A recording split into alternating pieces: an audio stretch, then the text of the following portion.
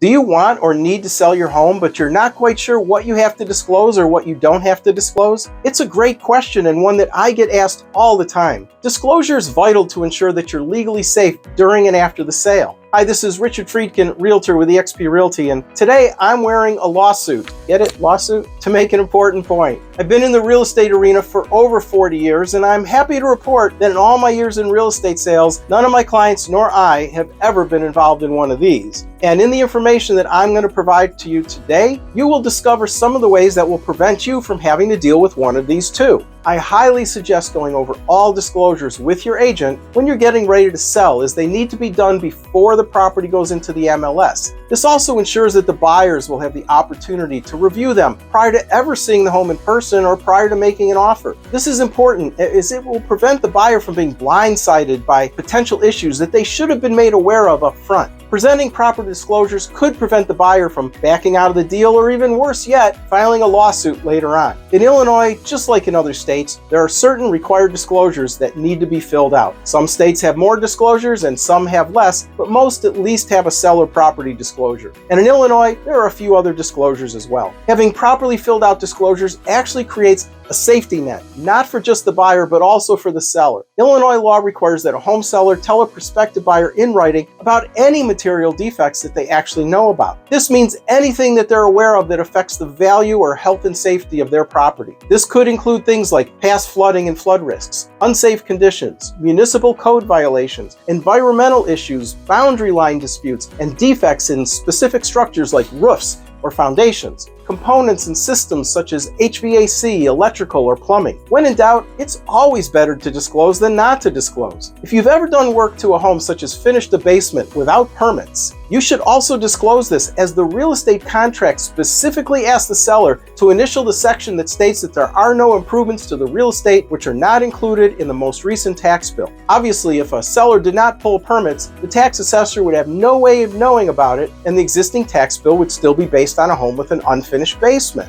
A buyer could still come back to a seller after closing when their tax bill suddenly jumps considerably, as now the assessor's computers picked up in the MLS that the previously unfinished basement was now a finished basement. Can you say lawsuit for failure to disclose? One of my common sayings to my clients is, if you have to ask me if you should disclose it, the answer is almost always going to be a resounding yes. Over disclosure is always better than under disclosure, and will keep you out of the courtroom. You want the buyer to know anything and everything that you know about the home that could have a negative impact on the desirability or price of the property. When you disclose properly, you don't have to worry about them coming back to you later telling you that they want to take you to court, or them trying to extract money out of you. Obviously, you can only disclose things that you know about. If there are issues with the property that you don't know about, then the buyer, in order to win in court, would have to prove that you did know about them and intentionally kept that information from them. So the bottom line is always disclose, disclose, disclose, and you'll avoid having to deal with one of these. As always, if you ever have any questions on legal documents or your legal obligations, always check with the lawyer that you plan on using for your real estate transaction. Again, this is Richard Freedkin with eXp Realty, and I've got you covered. I hope you make it a great home selling day.